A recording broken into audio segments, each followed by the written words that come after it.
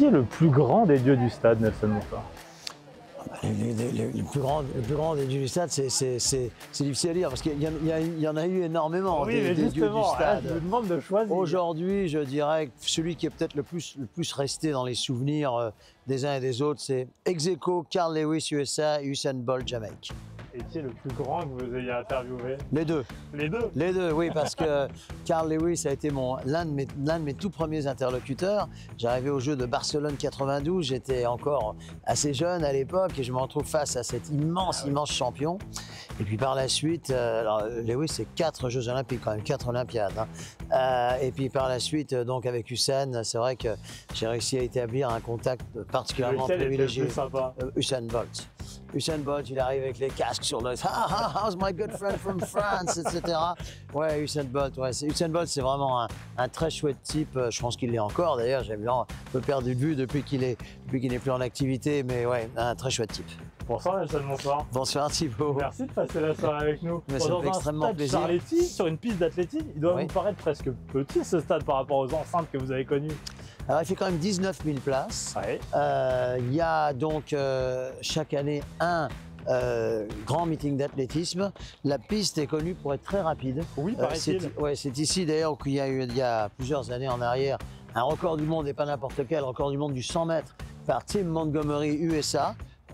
Et puis bon, après ce meeting a toujours atteint des très belles performances grâce justement à cette piste bleue qui passe pour être extrêmement rapide. Alors vous êtes connu pour être, comment dire, un homme de terrain, faire les interviews ici, et aussi sur d'autres sports pour être le commentateur là-haut en tribune. Voilà. Où est-ce que vous vous sentiez le mieux? Là je vous réponds tout de suite. Oui. Le plus on est bas, le mieux on se sent. C'est vrai, vous avez raison. C'est vrai que de là-haut, la vision est un peu meilleure, un peu en surplomb, etc. Mais rien, absolument rien, ne remplace le contact j'ai presque physique. Et en hiver en plus, bon là c'est encore l'automne, il fait relativement beau, mais en hiver quand vous voyez la transpiration, vous la voyez qui sort des joueurs. Là, c'est extra. Là, vous êtes au cœur de l'action. Au cœur. Je vais vous poser une question pour vous embêter. Ouais, vous m'embêtez pas. Est-ce que je vous donne un ratio et vous me dites si je me trompe? Ouais. 95% d'interviews de sportifs hors terrain qui sont complètement lénifiantes pour 5% de moments inégalables qu'on ne peut pas voir ailleurs. Je pense que 95, vous êtes peut-être un peu sévère. Le fait est que... souvent, je suis pas content, je suis content. Ah oui, mais ça dépend. Ça, je suis d'accord. On a suivi les consignes du coach, etc. Exactement. On a mis plus de buts que l'adversaire. Oui, ça, c'est ce qui souvent est bon signe. Eh oui. Ça, c'est souvent bon signe. Oui, celle-là, on ne me l'a pas encore faite, celle-là. J'ai couru plus vite et j'ai gagné. Oui, bon, j'ai vu. Oui. J'ai couru plus vite que mon adversaire, c'est pour ça que je suis premier et qu'il est deuxième. Dans celle-là, on ne me l'a pas encore faite. Ce que je veux dire, c'est souvent... Bon. Je vous fais une petite confidence. Vous êtes trop jeune pour avoir connu l'arrivée la plus épique, je pense que vous en avez quand même entendu parler, l'arrivée la plus épique du Tour de France cycliste, c'était 1989, sur les Champs-Élysées, Greg LeMond contre Laurent Fignon. Oui, le dernier contre la montre sur les Champs-Élysées. Oui, enfin, vous êtes quand même trop jeune pour... Oui, c'est dans la mémoire collective. Donc, Greg gagne de 8 secondes après 3 semaines de course, de 8 secondes sur Fignon.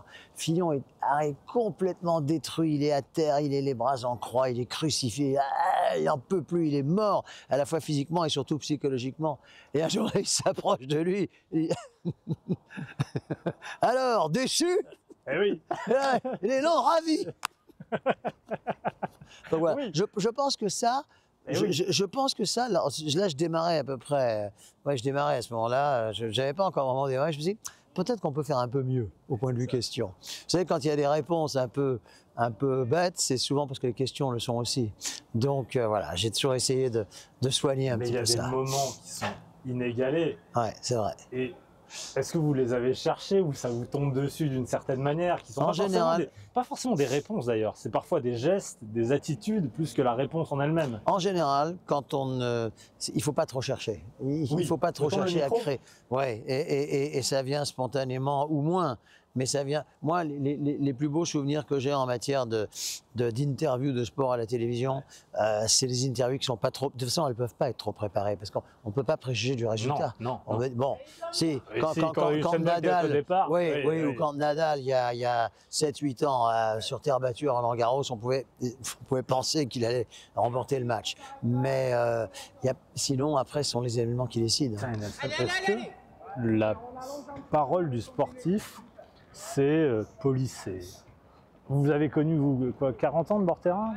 Est-ce que vous avez vu petit à petit une parole devenir de plus en plus professionnelle, de très emportée par une communication? Vous l'avez vu ça? Oui, et ça c'est quelque chose que je regrette infiniment. C'est comme ça, les réseaux sociaux ont fait beaucoup pour contrôler la parole du sportif. Les réseaux sociaux ont fait beaucoup pour, je dirais, voilà, mettre une sorte de chape de plomb autour de la communication des différentes. Vous savez, aujourd'hui, vous avez les community managers et tout ça. Moi, mon delta à Roland-Garros, si je puis dire, c'est entre John McEnroe et Rafael Nadal. Bon, eh bien, écoutez, entre l'époque de McEnroe et l'époque de Nadal, j'ai vu un changement considérable. Aujourd'hui, vous ne pouvez pas espérer quoi que ce soit sans faire appel à je ne sais quel manager, community manager, etc. Et vous comprenez au ton. Pardon, est-ce que ça vous emmerde un peu? Oui, vous comprenez au ton de ma réponse que oui, que ça me déplaît considérablement. Ça doit être frustrant. Vous avez un champion qui est là et qui sort ces éléments de langage. La spontanéité. Voilà. Alors ça, déjà, c'est un terme que je déteste. Mais c'est le bon terme. Oui, c'est le bon terme. Mais c'est le bon terme, je sais. Mais c'est un terme que je déteste. Élément de langage. Ça veut dire quoi? Ça veut dire qu'on ne peut pas être spontané, il faut te respecter l'un. Vous n'avez pas d'élément de langage, vous, ce soir? Non, c'est une question que je me pose parce que souvent les journalistes qui posent des tas d'interviews, est-ce qu'ils savent y répondre aux questions? On va voir ce soir. J'essaie pour l'instant. Pour l'instant, ça a l'air de, j'espère, pas trop mal se passer. Bon, on a vu partout marqué, parce qu'on est à Charletti, c'est quand même le stade du Paris FC. Alors, c'est le stade du Paris FC et je suis très heureux de vous présenter un garçon qui est devenu au fil des ans vraiment un véritable ami. On partage beaucoup, même en dehors du sport. Et Fabrice Hérault, ici présent, qui nous accueille quelque part. Oui. Parce que Fabrice, je te présente Thibaut. Thibaut, je te présente Fabrice. Fabrice est donc directeur général du Paris Football Club depuis 6 ans, c'est ça? Absolument, voilà, c'est ça. Voilà. Je suis revenu au club il y a 6 ans maintenant. Oui, parce qu'on s'était connus à Auxerre, parce qu'il avait été directeur général de l'AJ Auxerre, qui est un club qui est également mes cher pour différentes raisons. Le Paris FC, en ce moment, on en parle. Le Paris FC est racheté par la première fortune de France, suivi par un grand groupe de boissons énergisantes. Absolument. Et qui a une vraie connaissance dans le football. Est-ce que dans 5 ans, vous êtes en Ligue des Champions, champion de France? Ah non, non. On est aujourd'hui en Ligue 2 avec un objectif de montée. C'est effectivement, vous l'avez vu dans les journaux, et puis on a communiqué officiellement sur cette période dite de discussion exclusive pour une prise de participation majoritaire, donc à la fois de la famille Arnaud et de Red Bull. Donc c'est en cours de finalisation. Et Red Bull, en effet, très connu pour son implication dans. Oui, il y a de très beaux clubs. Oui. Salzbourg, Leipzig, New York. Absolument. C'est une très belle nouvelle pour le club, pour son développement. On a un objectif de monter. D'accord, la Ligue 1, mais après. D'éviter les barrages. Parce que c'est vrai que les 5 dernières années, je crois, à Fabrice, les barrages ne vous réussissent pas. Ouais. Les barrages ne nous réussissent pas du tout. Monter en Ligue 1, soit cette saison ou soit la saison d'après. D'accord. On va prendre le temps de construire. Ça, je m'en doute. Et puis après, de poursuivre son développement en Ligue 1 et ensuite on verra. Est-ce qu'il y a la place pour avoir deux grands clubs à Paris? Thibaut, la réponse est dans la question. Regarde toutes les capitales, enfin Fabrice va répondre, mais toutes les capitales européennes, Barcelone, Munich, Londres, j'en parle même pas. Londres, il y a 20... Londres et environ 17 clubs professionnels, dont 6 en Premiership, comme ils disent là-bas. Donc il est évident, Barcelone, Madrid, Munich. Le Parc des Princes avait du mal à être rempli il y a quelques années avant l'arrivée des Qataris. Est-ce qu'on peut faire un Parc des Princes plein et ici ou ailleurs plein avec une vraie équipe, grande équipe? Il y a évidemment de la place pour un deuxième club à Paris. Regardez. Le plus bel des exemples, c'est à Londres. 6 ou 7 clubs. Avec une grande culture foot, peut-être plus qu'ici. Mais dans les autres pays qui nous entourent, en Allemagne, en Italie, au Portugal, en Espagne. Vous retrouvez 2 grands clubs, non seulement dans la capitale, mais aussi dans d'autres grandes villes du pays. Alors, attends, merci pour votre accueil. Avant que tu partes, Nelson, Ouais. j'ai un petit cadeau pour toi. Tu vois, je suis pas venu les mains vides parce que Oh, il est beau ce maillot. avec ton chiffre préféré, on m'a dit j'ai mes infos. C'est exact. C'est lequel? C'est le chiffre 4 et mon chiffre Tu sais préféré. que c'est le chiffre préféré de Pierre Ferracci également? Non, je ne savais pas. Ah ben je ne voilà. savais pas. Ah ben alors voilà, Vous êtes le nouvel ambassadeur, c'est un Nelson. point commun. Et avec il y a la devise de Paris. Ah, c'est très sympa. Vraiment, je suis très très content. Édition limitée, tu vois. Je fais une photo quand même. T'as Vous savez, comme quand on signe un contrat, Nelson, Et on alors, fait la et photo. j'ai dit qu'on enverrait à notre ami en plus la photo. Parce que je vais te plonger dans Waouh. nostalgie. T'as eu une Renault 5 quand t'étais plus jeune ou pas? Je devrais répondre oui, mais non. Oui. Tiens, Regarde ce que tu vois en sublimation. Tu vois, c'est C'est un 5. c'est un 5. Ah, j'ai vu passer ça sur les réseaux sociaux d'un Absolument. designer qui. Oui. C'est pour faire écho Tiens, à notre Thibaut. partenaire. Faites dans les deux sens. Hein. voilà. Comme Ah oui, ça, bah oui, voilà. d'accord. Oui, effectivement. Vous Oui. avez signé jusqu'en 2029, Nelson. Attention, je le tire un peu comme ça, on voit bien le nom. Et ben voilà, magnifique. Bah, ça, Normalement, Merci. il est la bonne taille. Hein. et l'année Merci prochaine, beaucoup. ici, c'est Merci Ligue 1. beaucoup. Ben, on espère, mais si c'est Merci pas la- beaucoup, Fabrice, c'est Encore une fois, adorable. Merci de nous avoir emmenés ici, Nelson. Bah, c'était bien, hein? Ah bah, c'était magnifique. Ouais, Tiens, c'est- c'était vraiment. Je reviens à vos interviews bord terrain. C'est laquelle Ouais. la plus belle? Celle dont vous vous souviendrez toute votre vie. Vous allez me redire Carl Lewis? Non, je vais. Non, Peut-être, c'est vrai que j'ai beaucoup de souvenirs. À Roland Garros, notamment, j'ai eu des présidents américains et russes en exercice. J'ai Ah oui, quand vous même avez eu Clinton? Bill Clinton, Boris Eltsine. Ah Boris oui. Eltsine, voilà, C'est je veux dire, marrant que vous me gens. parliez de ça parce que c'est hors sport. C'est hors sport, mais c'est dans le cadre d'un événement de Ouais. sport. J'ai appris que, en fait, il n'était jamais mauvais pour des hommes politiques d'être associés de près ou de loin, Oui. surtout quand son pays gagne. Donc, C'est vrai que ça fait un moment qu'on n'a pas vu un président français à Roland Garros. Je crois que depuis Jacques Chirac, il n'y a plus. Hein. Ben, il faut dire que les performances françaises à Roland Garros, malheureusement, ne sont pas extraordinaires. Donc c'est ça aussi. Parce qu'il ne faut pas être associé à une défaite dans l'image d'un homme politique. Il ne faut pas être associé. Donc faites aussi un succès. Donc là, j'ai peur en plus que, compte tenu de l'état du tennis français, on ne soit pas prêt d'en revoir de sitôt. Moi, j'ai un souvenir. Je ne sais pas si ça vous a marqué, mais je crois que ça a marqué pas mal de Français. Alain Bernard, qui Ouais. vous saute dans les bras en 2008 à Pékin, au bout du monde. Vous êtes sa bouée française. Exact. Et on ne se souvient pas de ce qu'il vous a dit. Alors, On se souvient juste de ce qu'il a fait. Puisque vous me demandez mon meilleur souvenir, parce que là j'étais un peu axé sur le football, Ouais. etc. Mais c'est peut-être justement la natation. Alors c'est Bernard qui me fait penser. Jeux Olympiques l'anecdote est très belle. Jeux Olympiques de Londres 2012, le relais 4x100. On dit souvent qu'un relais, plus qu'une individualité, c'est un peu la force d'un pays, Oui, ce que je veux bien oui, croire. oui. Relais 4x100 mètres nage libre, à savoir l'épreuve la plus prestigieuse. Le relais français, allez, dans le meilleur des cas, doit peut-être venir accrocher une 3e place, mais rien Ouais, il y a n'est une fait. belle génération à ce moment-là, Ah bah, mais il y a- il y a en face les Américains. sont- Voilà, imbattable. Il y avait encore les Phelps. Russes à l'époque, il y a Phelps, il y a Canada, Australie, etc. L'équipe de France renverse tous les pronostics et gagne la course, gagne le relais 4x100 mètres, médaille d'or olympique. Il y Et avait là, qui? Il y avait Amaury Levaux. Ouais, Agnel. Alors justement, j'y arrive. Amaury Levaux, mais dans l'ordre. Clément Lefebvre, Fabien Gillot et donc Yannick Agnel dont on vient de parler. Et il remporte. Yannick fait un dernier relais extraordinaire et tient tête à Phelps et l'équipe de France remporte la course. Bon.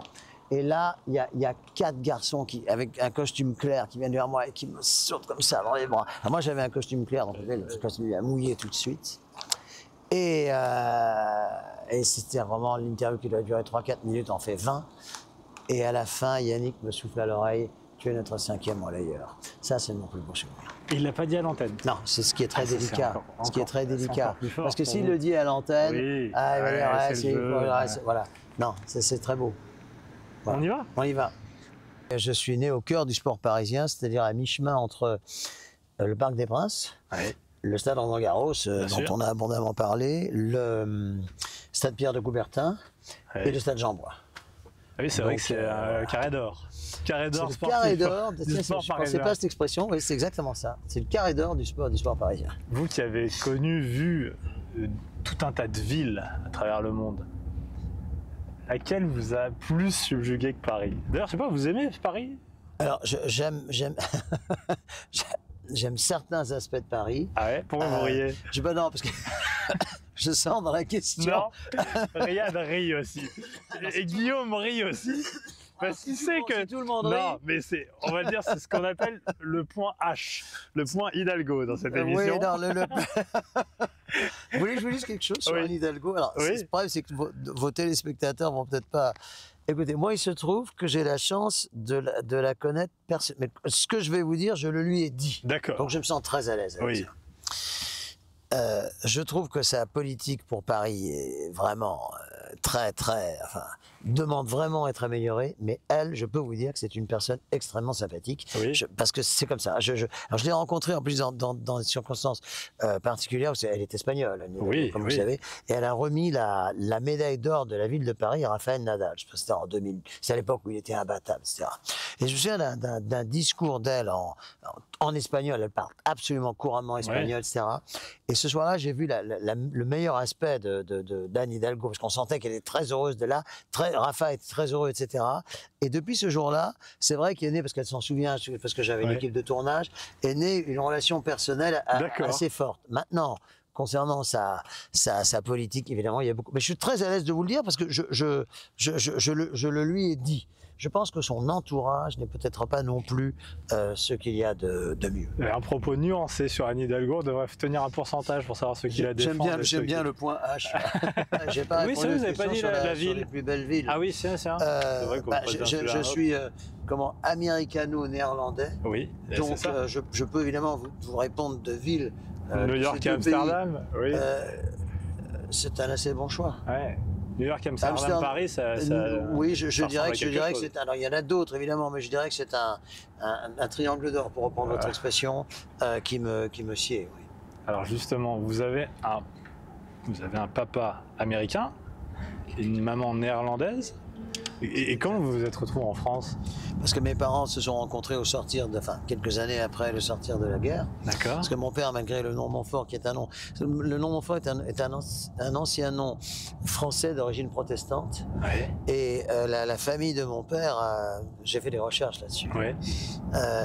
J'ai fait des recherches notamment à Salt Lake City, vous savez, où il y a les Mormons dans l'Utah. Dans l'Utah, mais ils ont un centre. Ah oui. C'est très impressionnant parce qu'il y a un centre généalogique, exactement. Donc j'ai fait des recherches là-dessus. Voilà. Et donc a fui la France au moment des persécutions protestantes via les Pays-Bas, qui était toujours un pays d'accueil pour partir vers l'Amérique. Et je vois presque une sorte de retour très beau, le fait que 400 ans après, mon père américain rencontre ma mère néerlandaise. Oui. Et donc je suis très fier de ça. Ouais. Et alors comment sont-ils arrivés en France? Mon père donc malgré le nom Montfort qui est un nom français d'origine française, était citoyen américain et a combattu dans la Deuxième Guerre mondiale. D'accord. Il a notamment combattu comme colonel de l'armée américaine aux côtés du général Patton, qui n'était pas n'importe qui. Oui, bien sûr. Et après, il est resté comme banquier international, notamment à Amsterdam. Et c'est là où ils se sont rencontrés, dans les années 50. Et c'est là où je suis né. Elle ressemble à quoi, votre enfance? Elle ressemble à une enfance assez... c'est assez rare que je parle comme ça, ça devient un peu plus intime, mais je suis en confiance. Elle ressemble... Bon, déjà, je suis fils unique. Ouais. Et surtout, j'avais des parents qui en fait avaient l'âge d'être un peu mes grands-parents. Mon père, je l'ai perdu en fait au moment où je commençais timidement à faire mes premiers pas dans le journalisme. Ma mère, qui malheureusement l'a suivi peu de temps après, je crois d'ailleurs...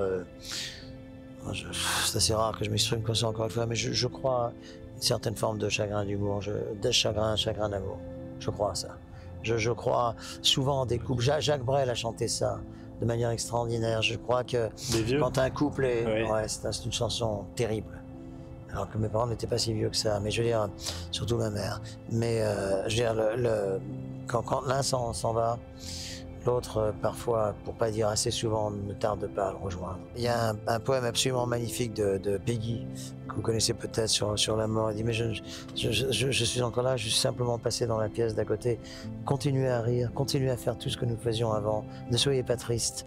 Et je trouve que ce poème de Charles Péguy sur la mort, je le trouve extraordinairement. D'ailleurs, c'est très souvent lu dans des cérémonies d'obsèques, etc. Je le trouve extraordinairement encourageant. Et ce poème, je l'ai vraiment en moi. Et c'est ce qui fait un peu mes relations avec mes parents. Est-ce qu'ils vous ont laissé aussi les langues? Oh yes, absolutely, because my father.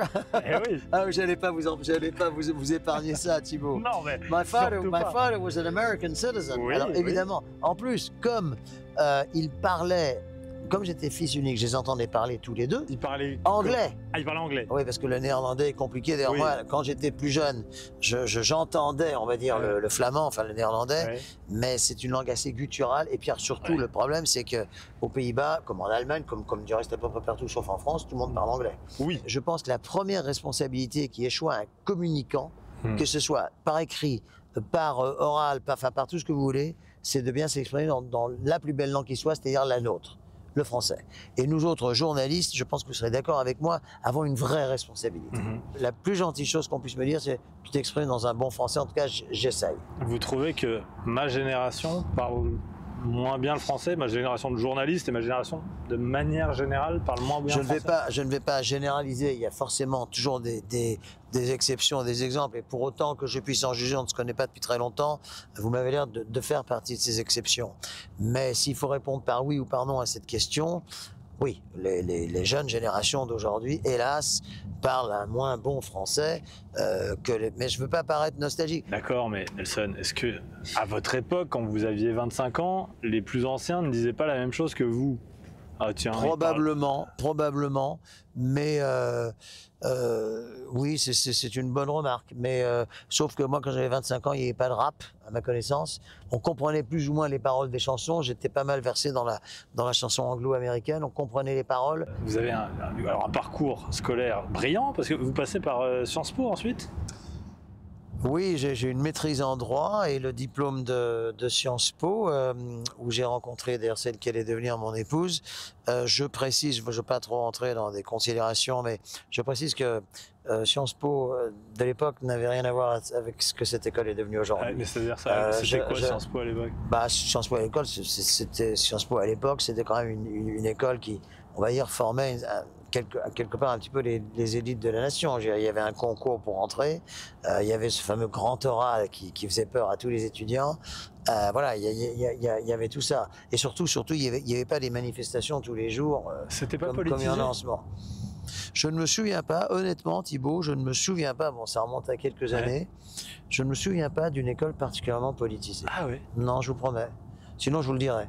J'imagine que ça doit être agaçant quand on est. J'imagine que vous êtes attaché. Enfin, il y a une communauté. Oui, je Sciences fais Po, partie tous de ce ceux. qu'on appelle les alumni. Ouais. Ouais. Ouais. Et il y a une colère, un agacement. Il y a une colère parce que quand j'entends dire que le diplôme de Sciences Po est contre-productif aujourd'hui dans certaines entreprises, ce que je veux bien croire en plus, contre-productif dans certains CV ou demandes de candidature, je veux dire, c'est le monde à l'envers. Alors qu'à l'époque, je peux dire que c'était vraiment un diplôme qui... À l'époque, il n'y avait quasiment pas de chômage. En tout cas, il n'y avait pas de chômage pour des diplômés de Sciences Po. Pendant les Jeux Olympiques de Paris, là, il y a 2 mois, nous avions une émission le soir. Et en fait, c'était ici que ça se passait. Et vous Là, savez quoi à côté de la halle de la Villette. On va passer devant la halle de la Villette. Je vais vous dire, nous aussi, on avait une émission Ah oui? qui s'appelait Bienvenue au jeu. Passé quand même 2 semaines incroyables pendant ces Jeux Olympiques, non? Ouais, Vous les avez aimés, vous aussi? Bon, tout le monde les a aimés. Ouais, tout le monde les a aimés. Oui, j'aurais mauvaise grâce à critiquer. Je veux dire, c'était... Et là, c'est vrai que c'est drôle de venir là, parce que bon, j'aime toujours revenir sur les lieux de... Non, pas sur les... J'allais dire, c'est ce que vous alliez dire, ça. Bon, elle était un peu facile. Vous avez fait juste la pause au moment pour que je m'insère. Mais j'aime bien revenir. Je l'ai fait à Londres. Oui. Londres, il y avait eu les Jeux de 2012. Et quelques mois après, j'étais revenu à Londres au moment des fêtes. J'étais repassé un peu devant les... J'aime bien ce côté-là. Comme j'aime bien aller du côté du stade Roland-Garros en hiver. J'aime bien. Ah oui? Oui, je sais pas, c'est un côté qui me plaît bien, voilà. Est-ce que vous avez eu tendance, que vous êtes un personnage, Nelson Montfort, est-ce que vous avez eu tendance à créé ce personnage, à l'exagérer, ou c'est vous? C'est-à-dire que quand vous parlez avec votre femme le matin dans la cuisine, est-ce que vous avez ces intonations, Je ne vais vous pas avez lui cette dire, manière de je ne vais raconter? pas lui dire, elle s'appelle Dominique, je vais pas lui dire, ma chère Dominique, I'm happy to... Non, ça serait un peu ridicule. Ah oui, bon, c'est non. bon, j'ai compris. Ça serait un peu ridicule. Mais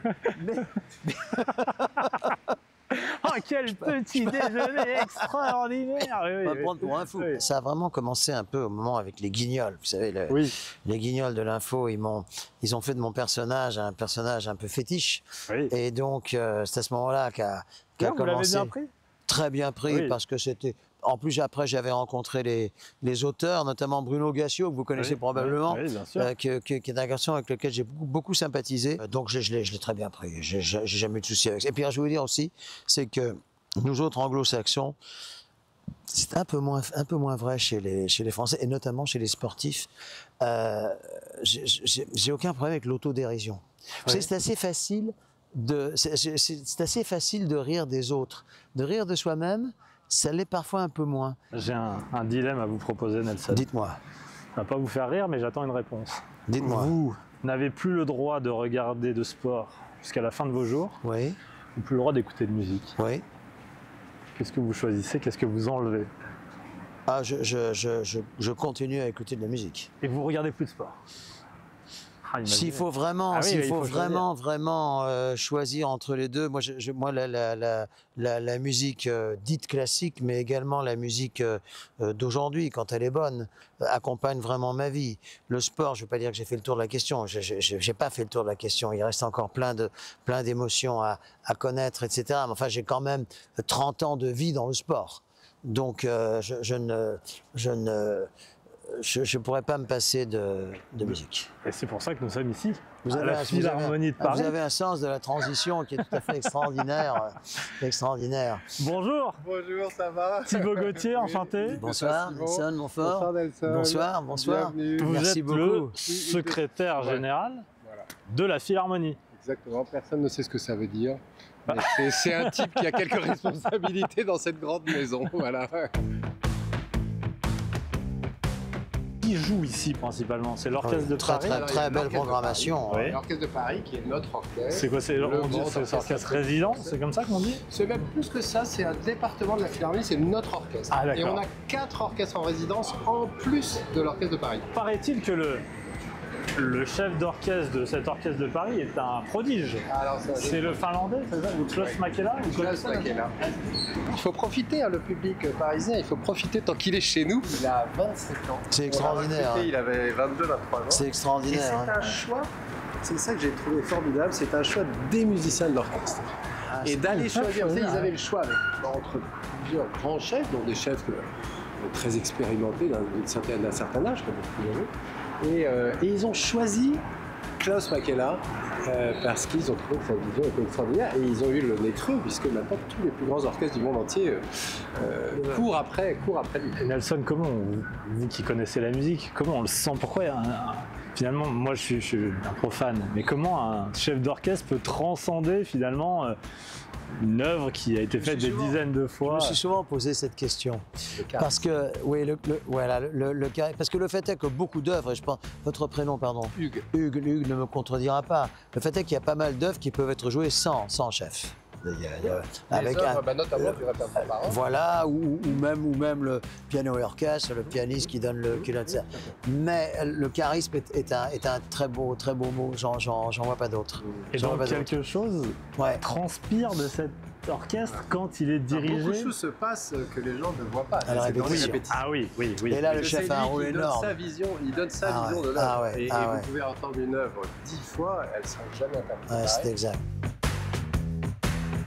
Enfin, donc là, on est dans le hall des concerts. Oui. On a plein de halls, parce qu'entre 2 bâtiments, et chaque bâtiment a plusieurs halls. Bon.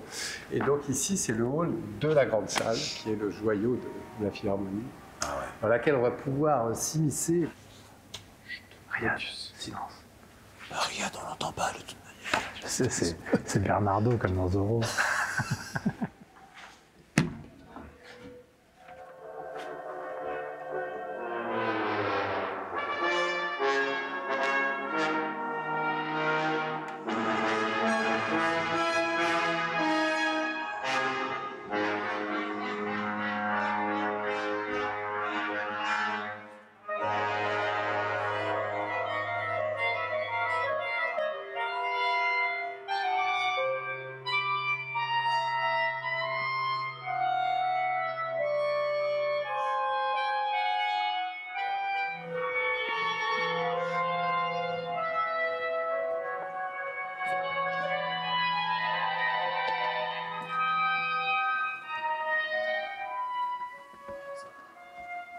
C'est étonnant quand Ce même. qu'on disait avec Hugues, c'est de la musique très très contemporaine. Hein. Ah oui, c'était musique. C'est très contemporain. Nelson, elle vous vient d'où cette passion pour la musique classique d'abord? Alors, en fait, j'ai deux passions pour la musique. J'ai une première en tant que chanteur, guitariste et interprète. Et je parlais tout à l'heure de Georges Brassens qui accompagne ma vie, je peux le Vous dire. interprétez Brassens? Oui, j'ai même. Vous le faites avec l'accent ou non à votre sauce? Non, mais il n'avait pas trop d'accent. Vous le faites avec sa scansion? Non, mais je joue avec un orchestre. Je suis à la fois conteur. Je raconte certaines jolies étapes de sa vie et donc chanteur-guitariste. Et nous jouons avec un ensemble. On transforme un peu certaines chansons dans un rythme un peu jazzy. Ça lui va très très bien. Les copains d'abord, comme ça, etc. Et donc ça, c'est un premier point. Et puis après, alors j'ai une grande passion comme auditeur pour la musique dite classique, notamment pour la fameuse période qu'on appelait la génération 1810, avec Mendelssohn, Chopin, Schumann et Liszt, qui sont vraiment des compositeurs qui accompagnent ma vie. Mais enfin, il y en a tellement d'autres, la musique baroque que j'adore, grâce à notre ami Bill notamment, oui, et d'autres, et bien d'autres. Nelson, vous avez commenté un sport qui est étroitement lié à la justement, musique. J'allais y venir. Quand on a fait la connaissance d'Hugues tout à l'heure, je m'apprêtais à vous dire comment est-ce que je suis venu. Alors effectivement, le patinage artistique, puis c'est de ça qu'il s'agit, m'a permis évidemment d'être au cœur de la plupart du temps de musique classique, certaines un petit peu plus plus fortes que d'autres, mais et c'est vrai que après j'ai voulu en savoir davantage, notamment sur qui ils avaient écrit, sur la vie des musiciens. J'ai lu beaucoup de biographies de musiciens avec passion. Bon, Carmen, par exemple, a été très, très souvent utilisé en matière de patinage artistique. Voilà, exactement. On a reçu Philippe Candeloro dans l'émission. Ah oui? Et Philippe nous a emmenés dans un vidéoclub pour nous montrer, et en nous montrant, en disant voilà, ça c'est un personnage, et j'allais chercher des personnages des musiques. Est-ce que vous faites des concerts de musique de film? Ah oui, notamment. Ouais, ça marche bien, ça. Alors on fait avec le film, souvent. On a fait Amadeus, on a fait les Star Wars. Ah, c'est bien, ça, ouais. Ça doit marcher, ça. Cette année, on fait les parapluies de Cherbourg. Ah, très bien. Alors, là, on est dans les ici, coulisses. on est dans le backstage. Ouais. Donc là, vous avez les loges de chef. Et on va passer, parce que c'est quand même ce qui est quand même sympathique, c'est quand on est dans le backstage de juste aller voir ce que voient les artistes. Donc, oui. Alors là, on est encore plus près des artistes, donc là, il faut être encore plus discret. Ah oui. Là, il ne chante pas. On peut rentrer devant. Il fait des claquettes. Danseur de claquettes qui est à la fois trompettiste. Bon, et nous, il va falloir qu'on vous quitte parce qu'on est, un peu en retard.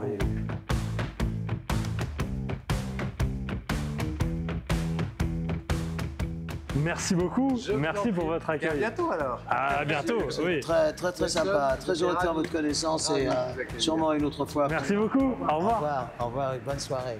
On traverse le parc de la Villette, Nelson. Ah oui, bien sûr. Allez, on y va. Pour aller vers notre dernier lieu. Parfait. On garde secret pour l'instant. Last but not least. Vous êtes un habitué des salles de concert, j'ai bien compris. Oui. Mais je vous ai entendu dire que vous préfériez presque entendre la musique classique dans les églises. Alors, je n'ai pas voulu dire trop ça à Hugues, parce qu'effectivement, l'acoustique sera sans doute moins bonne dans une église que là. Et il y a certaines œuvres, notamment certaines... Ben là, on approche bientôt de la période des fêtes, des concerts de Noël, etc. Pour moi, ouais, ça s'envisage dans une église, effectivement. Et si possible, même église aux chandelles. Vous avez un rapport très proche avec la religion. Vous êtes protestant parce que votre père est américain. Ben exactement. C'est comme ça que c'est. Et ma mère aussi. Ouais. Donc les deux. Donc c'est vrai que c'est une religion et je dirais presque une philosophie qui accompagne ma vie. Je crois que la tolérance est un très joli mot de la langue française, non? La tolérance. Ouais, Vous connaissez l'histoire de Voltaire sur son lit de mort. Alors, est-ce qu'elle est vraie? Bon, Voltaire entretenait avec la religion des rapports, on va dire, un petit peu en montagne russe, n'est-ce pas? Oui, bien sûr. Et bon, il s'éteint, là, Ferney, il avait déjà 87, 88 ans, ce qui pour l'époque était très âgé. Hein. Et alors, un prêtre vient lui dire, quasiment à son chevet, sur son lit de mort, il dit « Renoncez-vous à Satan !» Et Voltaire de répondre, ne croyez-vous pas que je suis fâché avec assez de personnes comme ça? Oui, mais en France, il y a aussi cette culture du blasphème, par exemple, Charlie Hebdo. Il y a toujours un équilibre à trouver, non?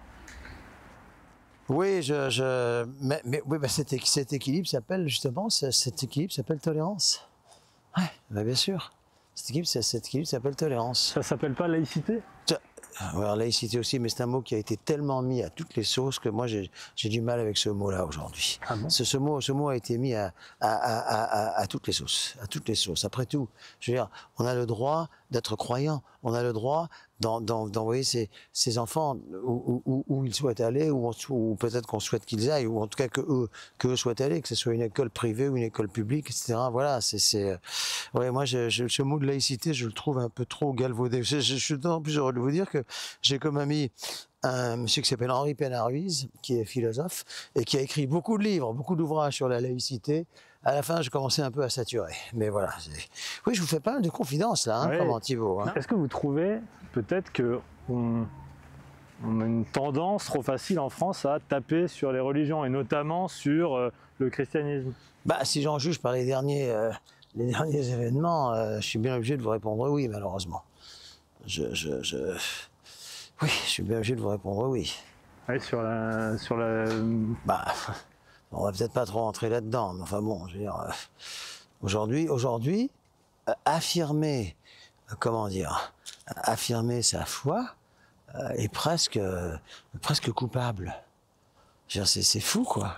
Mais si vous faites partie d'une famille très catholique, très pratiquante, etc., on va vous dire que vous êtes fasciste. Mais si, vous le savez comme moi, ça, Thibault. Vous le savez comme moi. Donc moi, j'ai beaucoup de mal avec ça. Beaucoup de mal avec ça.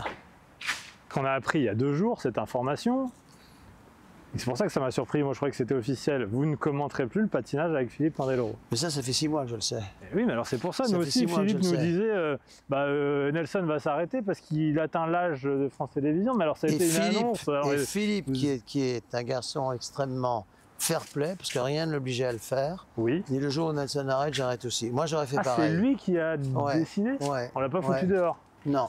Non. Non. Ah, parce que ça, c'est une des questions.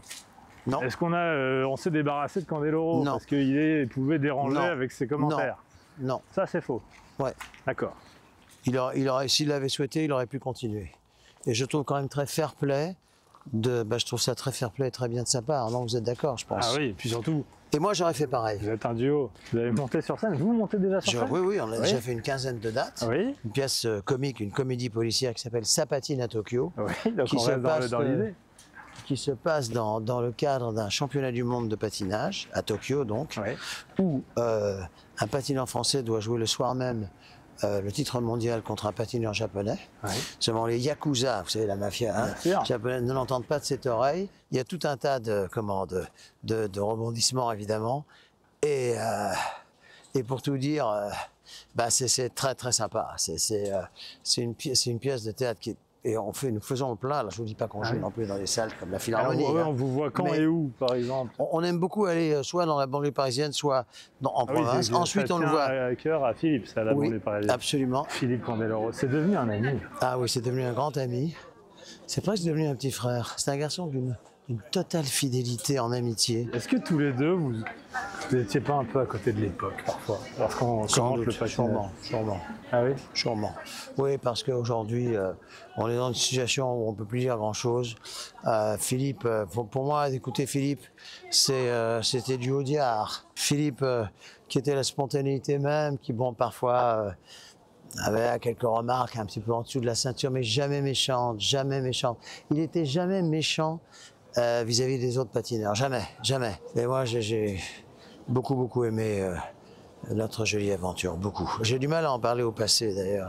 Voilà. Mais vous... C'est ce qui va le plus me manquer, c'est ça. Ah oui? Ouais.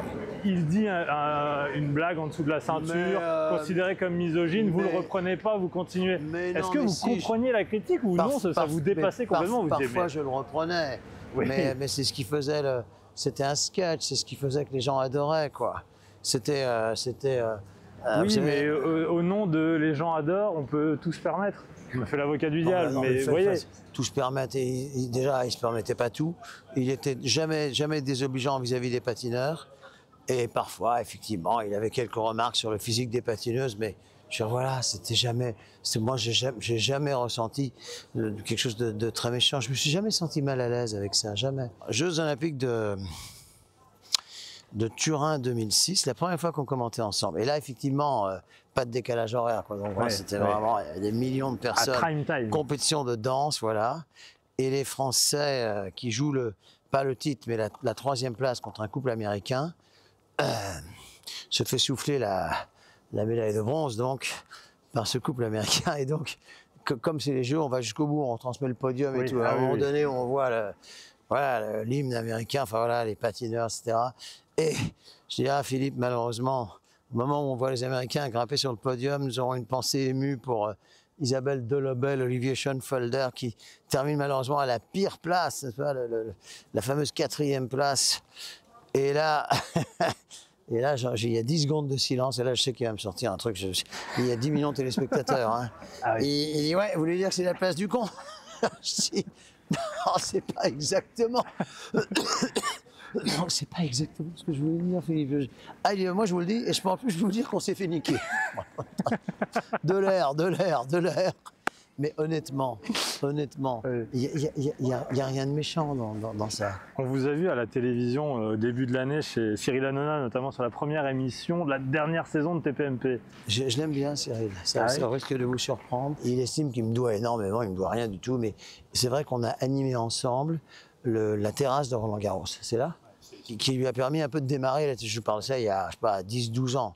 Et c'est vrai qu'on était tous les deux. Et donc, il se dit, voilà, oh, c'est grâce à Nelson, c'est grâce à rien du tout. Ça aurait marché de toute manière. Mais c'est vrai que ça nous a mis une jolie complicité. J'aime beaucoup Cyril, en fait. Est-ce que vous trouvez qu'il y a un acharnement? Est-ce que Oui. ce choix... Ah oui. Oui, je trouve qu'il y a un acharnement. Ouais. Je trouve qu'il y a un acharnement et je trouve qu'il n'est pas non plus, ils sont pas tellement défendus par les médias. Ça me plaît moins. Attendez, on peut pas en France aujourd'hui au XXIe siècle interdire une chaîne. Enfin, je sais pas. Je trouve que je sais pas. Il y a quelque chose qui cloche là-dedans, non? On est dans un pays libre. Bien, Voltaire. Je ne partage pas votre avis, mais je ferai tout pour que vous puissiez l'exprimer. La Cité des Sciences. On va dans cette exposition-là, Nelson. Laquelle? Mission spatiale. Ah, très bien. Exposition permanente depuis Parfait. le 23 octobre 2023. Deux raisons pour lesquelles on est ici. D'abord, Oui. vous êtes un passionné de la conquête spatiale. Ah oui, ça oui. On va y venir parce qu'on va monter. Ouais, ça oui. Et deuxième point, vous êtes aussi un passionné d'ufologie. Oui, c'est exact. Comment savez-vous ça? C'est de notoriété publique. Autorité semi-publique, mais bon, oui, effectivement. Non mais alors, vous êtes passionné de ça depuis notamment que vous avez vu un ovni. J'ai vu effectivement, j'ai vu un vaisseau très très lumineux qui ressemble un petit peu à c'est cette forme de l'éclairage que nous avons là. Un vaisseau, voilà, un peu de cette forme-là, au loin, au-dessus de la cime des Arcs en Savoie. Oui. Et totalement silencieux. Et j'ai dit, qu'est-ce que c'est, Mais vous, et puis j'avais des témoins, oui, c'était la plupart des, pour d'évidentes raisons, la plupart des observations sont nocturnes évidemment. Ouais. Et donc, il se déplaçait comme ça. Je suis très à l'aise pour vous en parler. Je sais ce que j'ai vu, voilà, et doucement. Et à un moment donné, il oscille peut-être comme ça à 45 degrés et s'en va vers le cosmos à une allure absolument vertigineuse. Silencieux, très très très lumineux, pas un bruit. Ça regroupe un grand nombre de témoignages. Donc voilà, moi j'ai vu ce qu'on appelle une rencontre du premier type. Ah oui, de troisième type, c'est qu'on parle... Un premier type, c'est ce que j'ai vu, donc voilà, c'est ça. La rencontre du deuxième type, c'est quand l'engin se pose. Ouais. Et en général, laisse des traces de brûler, laisse des traces d'une certaine manière. Et la rencontre du troisième type, c'est contact. C'est éventuellement contact avec d'éventuels habitants, enfin, passagers. Vous aviez une prédisposition à croire aux ovnis ou non? Non, j'ai toujours beaucoup aimé regarder les ciels étoilés. Il n'y a pas grand-chose de plus beau.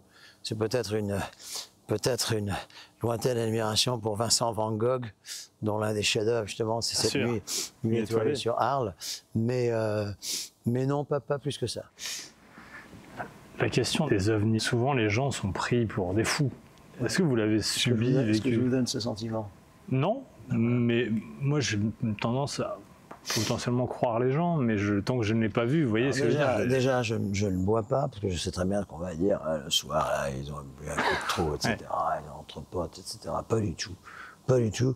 Moi, il se trouve que mon épouse était avec moi, et puis je vois quelque chose, mais vous savez, l'observation, elle ne dure pas si longtemps, hein, elle dure quoi, je sais pas, peut-être 10 secondes, mais 10 secondes, c'est quand même pas ouais, mal. peut-être 8 secondes, enfin, suffisamment longtemps, en tout cas, voilà.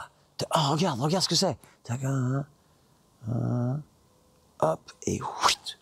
Allez, peut-être 6 secondes, quoi. Suffisamment longtemps pour que 40 ans après, je m'en souvienne comme si c'était hier. Parce que là, ça, je m'en souviens à un moment très clairement. Et alors, vous vous êtes mis à faire des recherches? Ouais, je suis mis à faire des recherches passionnantes. C'est là où, d'ailleurs, j'ai retrouvé pas mal de témoignages, notamment d'astronautes de la NASA, notamment Apollo 10.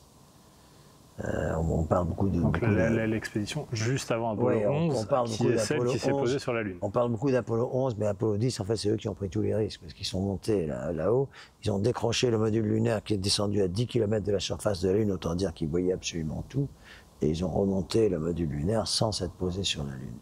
Et eux, au retour, ont vu... alors maintenant, les images ont été, les archives ont été déclassifiées, mais... Et what's that? Et là, tu dis, shut up. Voilà. Qu'est-ce que c'est? Dis, tais-toi. Bon, moi, je sais pas. Notamment dans la face cachée derrière la Lune, apparemment, ils auraient vu des choses.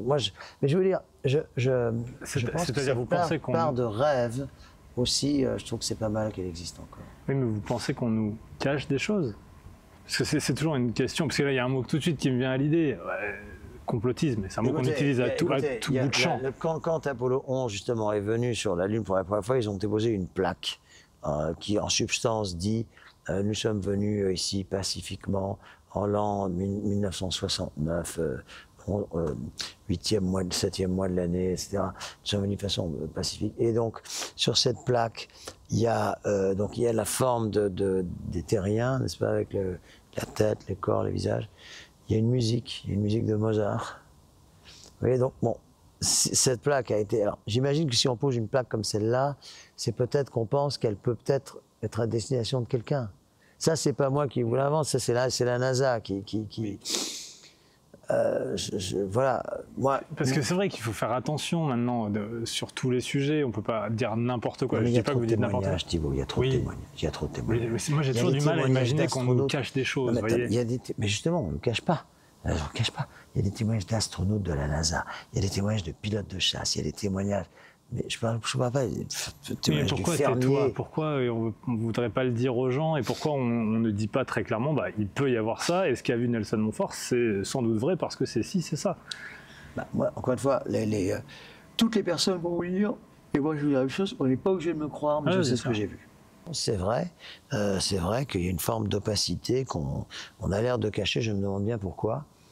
En tout cas, ce que je sais, c'est que si ces vaisseaux, soit qu'ils soient habités, soit qu'ils sont envoyés par des civilisations lointaines, très lointaines, très lointaines, sont beaucoup plus avancés que nous techniquement. Forcément. Ouais, et donc, dire mais pourquoi est-ce qu'ils ne cherchent pas à nous contacter? Parce qu'ils doivent penser que nous, on est encore à l'âge de pierre par rapport à eux. Et la conquête spatiale, je connaissais tous les... imaginez seulement, je connaissais tous les équipages Apollo de 1968 à 1972. C'est vrai? Ouais. Je peux encore Apollo 13, je peux encore vous les citer aujourd'hui. Apollo 13, c'est Tom Hanks? Enfin, Tom Hanks, c'est le nom de l'acteur. C'est Jim Lovell, Fred Hayes et Rusty Schweickart. Et Tom Hanks joue Jim Lovell? Absolument. Houston, we've had a problem. Que pensez-vous de l'actualité spatiale, avec ces milliardaires qui investissent des sommes? Moi, ça me fait absolument pas rêver.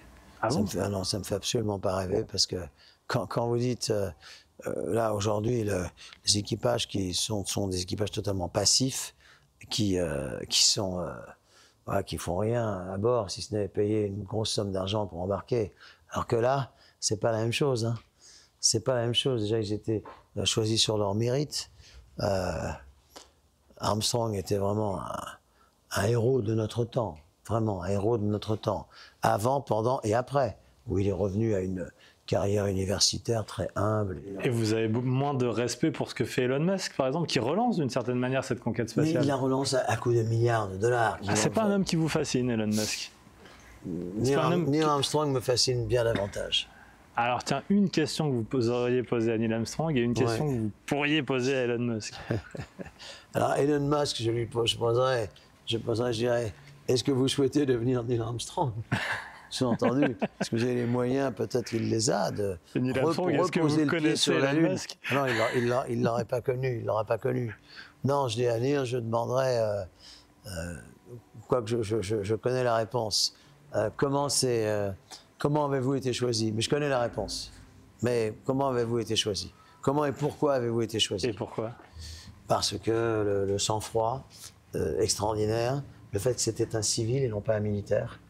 Vous savez, quand la capsule quand le module lunaire est descendu sur la Tranquility Base, la base de tranquillité, ils arrivent et en fait, ils s'aperçoivent que là, ils sont en train de descendre vers un cratère. Il prend les commandes, il remonte, il fait à gauche et il repose. Il restait 4 secondes de carburant.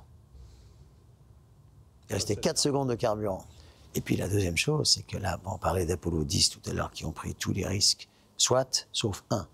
C'est-à-dire que Apollo 10, que le module lunaire descend vers la Lune, à 10 km, et remonte, etc., les moteurs restent toujours allumés. Alors qu'Apollo 11 se pose sur la Lune et ferme les moteurs. Et là, tous les tests avaient été faits, tout avait été fait, mais la seule crainte, et Armstrong en parle dans ses mémoires, qu'est-ce qui se passe si on n'arrive pas à redécoller? Et là, il n'y avait pas de plan B. Il n'y avait pas de plan B. C'est-à-dire que s'il n'avait pas réussi à redécoller, c'était fini. Nelson, ouais. Vous avez 70 ans? Ouais. Je fais un peu moins. Oui, vous faites moins. Vous avez un dynamisme. Est-ce que vous vous dites que peut-être, vu de ces avancées actuelles, vous pourrez un jour aller dans l'espace? Ou est-ce qu'au fond, vous ne le voulez pas? C'est trop tard. Parce que je vous ai entendu dire, c'est que des gens qui payent et ils font rien, ils se font juste transporter. Ah ouais, moi, dans ces conditions-là, je veux absolument pas. Non, je trouve que c'est pas. Surtout par rapport à tout ce qu'il y a eu là, qu'on voit ici, c'est un côté presque, je ne vais pas dire dégradant, mais c'est un côté un peu. C'est beaucoup moins. Regardez, oui, là on voit la Lune. Quand Neil est décédé, son épouse a dit, vous savez, la meilleure façon de vous souvenir de lui, c'est le soir quand vous regardez la Lune, ayez une petite pensée pour lui. Merci Nelson Montfort. Avec grand plaisir Thibault, ça m'a fait extrêmement plaisir. Et peut-être que moi je pourrais y aller dans Ah bah vous m'enverrez une carte postale. Hein. Avec grand plaisir.